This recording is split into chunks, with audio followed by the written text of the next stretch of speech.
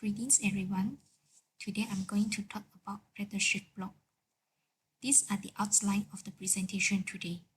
We will start with the Rectus Sheath anatomy, then the indication of the Rectus Sheath Block, followed by the sonoanatomy of the Rectus Sheath and how we can perform it. Last but not least, the complication of the Rectus Sheath Block. Start with the Rectus Sheath anatomy. Anterior abdominal wall consists of a pair of the vertical muscles called the rectus abdominis. It originates from the pubic symphysis and ascends to inserts on the xiphoid process and 5th, 6th, and 7th costal cartilages. This abdominis muscle is divided into compartments by the midline linea alba, paramedial linea semilunaris, and transverse fibrous bands. Anterolateral abdominal wall consists of the three muscles: external oblique muscle, internal oblique muscles, and transversus abdominis, which become aponeurotic as they approach the midline and form the tendinous rectus sheath that surrounds the rectus abdominis muscle. In the superior three quarters of the rectus abdominis muscle, which is above the arcuate line, the anterior layer of the rectus sheath is formed by the external oblique and internal oblique aponeuroses. After splitting, the internal oblique aponeurosis also contributes to the posterior rectus sheath together with the transversus abdominis aponeurosis. Below the arcuate line, which is down the anterior superior iliac spine, all three aponeuroses pass anterior to the rectus abdominis muscle, forming the anterior lateral sheath. The lower quarter of the rectus abdominis muscle does not have the posterior rectus sheath, as in direct contact with the transversalis fascia. Inside the rectus sheath, beside the rectus abdominis and pyramidalis muscle, it also contains the superior and inferior epigastric vessel and limb vessels. It is innervated by the lower 5 intercostal nerve and subcostal nerve, T7 to T12. This picture shows the nerve supply of the human anterior abdominal wall.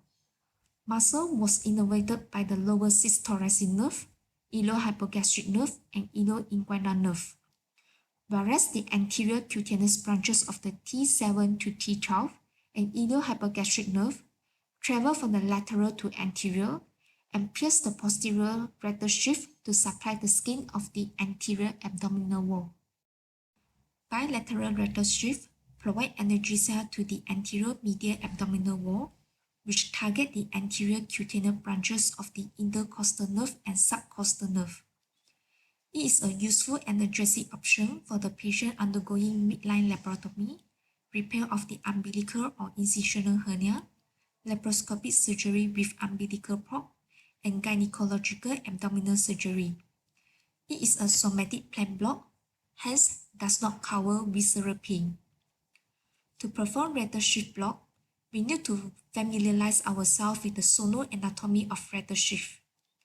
As I mentioned before, above the arcuate line, the rectus abdominis muscle is surrounded by the anterior and posterior rectus sheath.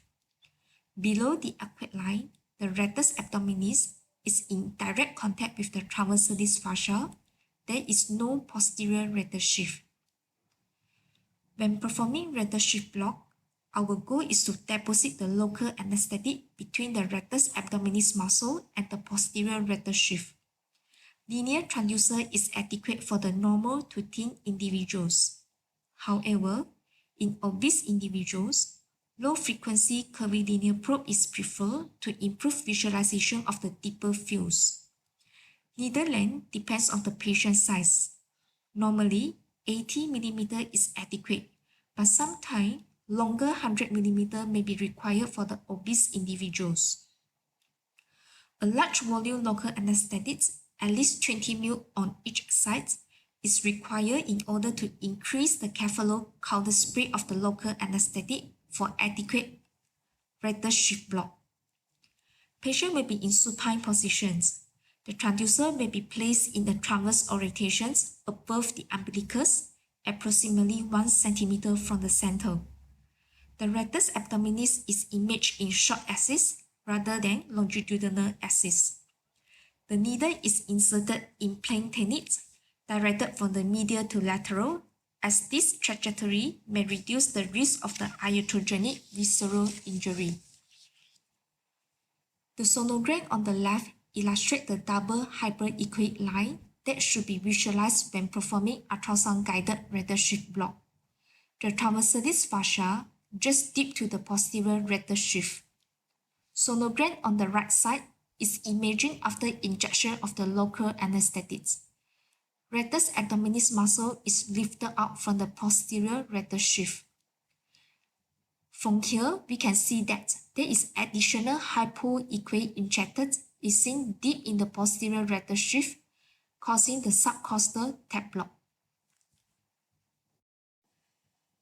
This clinical research study is a retrospective cohort study conducted from the February 2017 to February 2021 in a single center Assam Medical Center, South Korea. It investigated potential complications of rectus sheath block and described the technical consideration to minimize complications of real-time ultrasound-guided rectus sheath block. It involved 4,000 patients who underwent rectus sheath block for the perioperative pain control in laparoscopic surgery with umbilical ports. The study participants have BMI of 24, 99.9% have normal preoperative laboratory data, and 17% have preoperative antiplatelets or anticoagulants. This study retrospectively reviewed the data of adult participants aged 18 years and above and ultrasound images of the procedures, both transverse and longitudinal view from the electronic medical record system.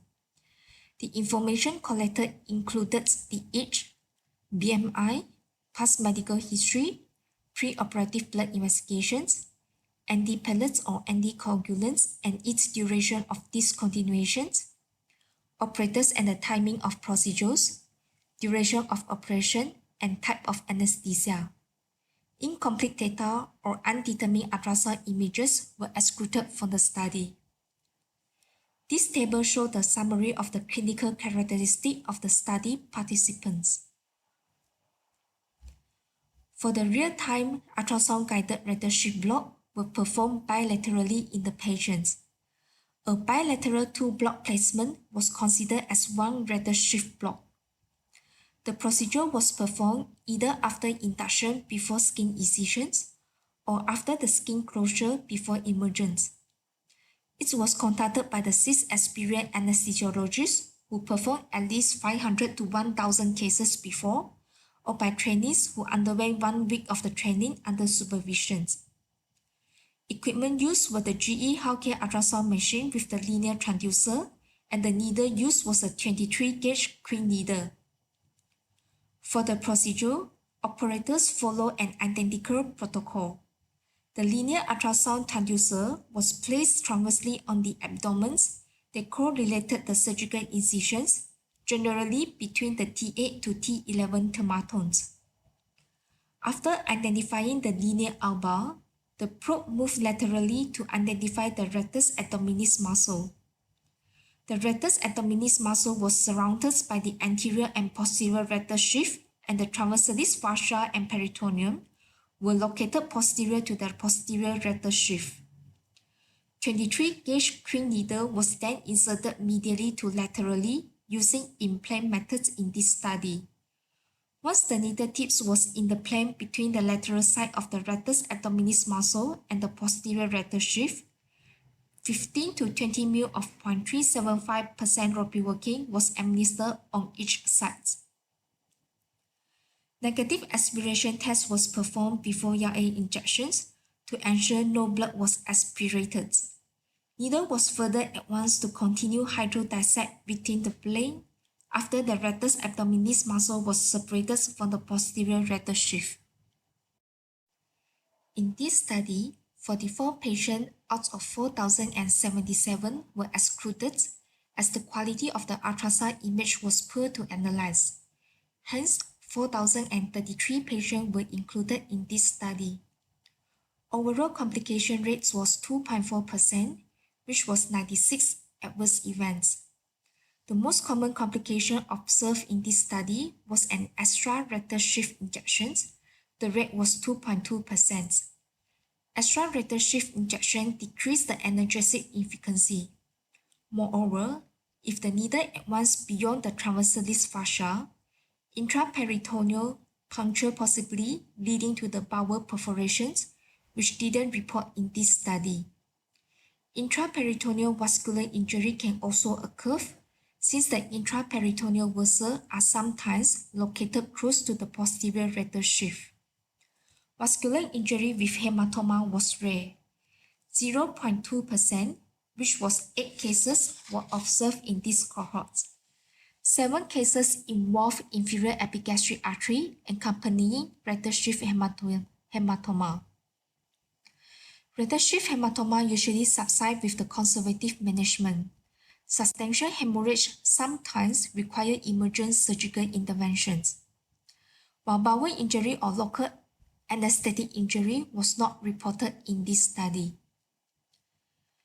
These are the ultrasound images of the rectus sheath block with the deposit of the local anesthetics. Sonogram A showed the accurate position of rectus local anesthetic, lifted the rectus abdominis muscle for the posterior rectus sheath. Sonogram B and C were the extra rectus sheath injections, while B showed the pre-peritoneal injection of rectus sheath block, and C illustrates the intraperitoneal injection of the local anesthetics. Sonogram A showed the rectus abdominis hematoma, and B showed the color Doppler view of the inferior epigastric artery. Sonogram C to H demonstrated various positions of inferior epigastric artery in the rectus abdominis. Picture on the left side shows the retroperitoneal hematoma due to the inferior mesentery injury, which was repaired during the laparoscopic surgery. Sonogram B showed the intraperitoneal vessel, which is visualized with the color Doppler. Figure 4 shows the small bowel is very close to the posterior rectus sheath. Needle advancement beyond the posterior rectus sheath might injure the bowel. Few technical recommendations in this study to minimize the complication of rectus sheath blocks. First of all, needle tracking is of primary importance in the ultrasound guidance. Often, the needle tips cannot visualize clearly when reach the vicinity of the posterior rectus sheath due to the hyperechogenicity of the fascia. If intramuscular injection is detected, it is recommended that needles should slowly advance while simultaneously inject small increments of the injected until hydrodissect the planes. As the inferior epigastric artery can be injured when the needle passing through the rectus abdominis muscle, pre-procedural vasculature scan to identify the inferior epigastric artery location using the color Doppler to avoid the rectus sheath hematoma is recommended. They also suggested medial to lateral approach of the needle insertions to locate all the local anesthetics at the lateral edge of the rectus sheath to ensure complete block as the anterior cutaneous branches enter the rectus sheath at its lateral border. In addition, the preoperative rectus sheath block is beneficial for the early detection of adverse events and reduce the post-operative opioid consumptions. Local anesthetic systemic toxicity is rare but fatal and potentially occurs due to the requirements of relatively large volume of the Leow for abdominal fascial block. It is recommended to use 15 to 20 ml of 0.25 ropivacaine with 1 in 400,000 epinephrine to reduce the occurrence of the LUX. These are the references for the presentation today. Thank you.